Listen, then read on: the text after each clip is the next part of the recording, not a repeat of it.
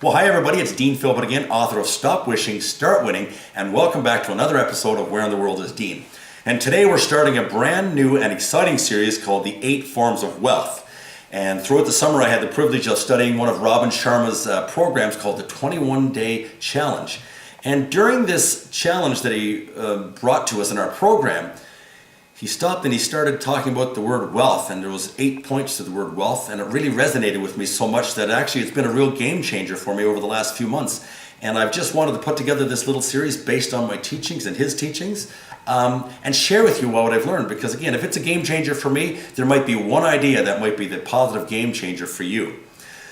I was conditioned to believe that wealth, when said in a sentence, had everything to do with money.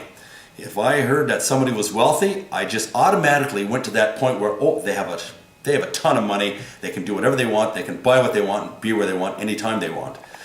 Well, I'm starting to understand that, hey, that's not the case. When we're talking about wealth, there's many different forms of wealth, and of course we're all been told this from many ages, but it's really great to understand what it means for us to look at the word wealth.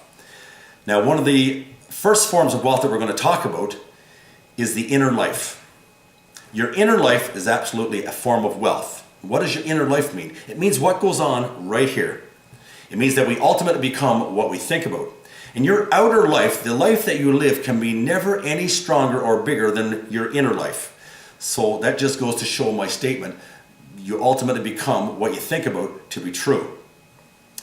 Having an inner life, a strong inner life, includes understanding who it is that we really are. Now that kind of can be a really scary sentence sometimes. For me, it never happened until I was in my 40s. I started taking a real hard look at, Dean, who are you? What's it all about? What's your purpose? How do we develop this inner life?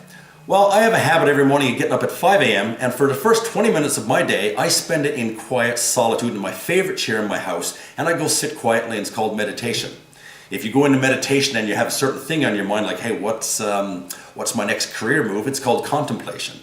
But having that time to let the universe talk back to you in the quiet time of the morning where the rest of the world is kind of sitting at a quiet zone, it's really nice. And your mind is at a quiet area. You're not spinning it with all the phone calls and the emails coming in. It's such a wonderful space to be in to understand who it is that we really are.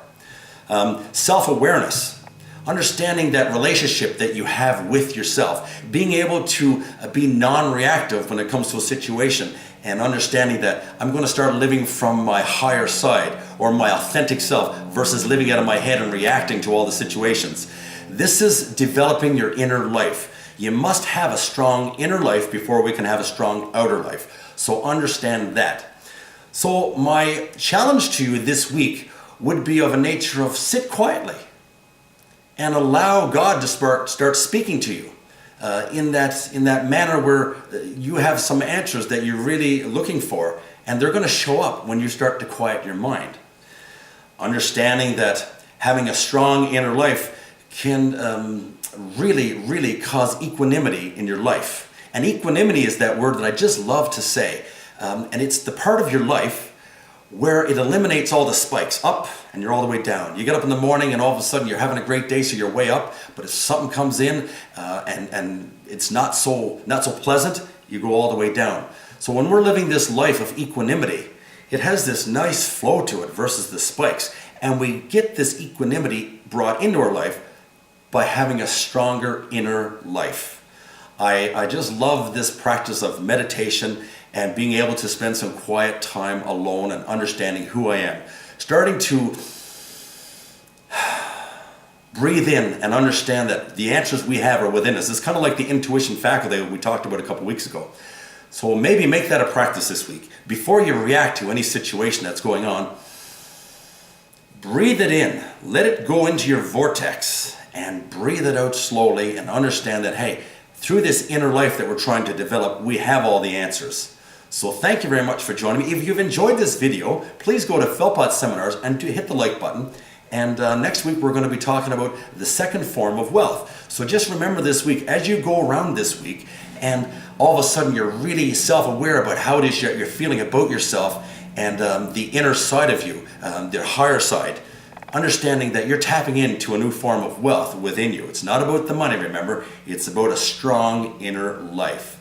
Thank you very much, and I look forward to talking next week.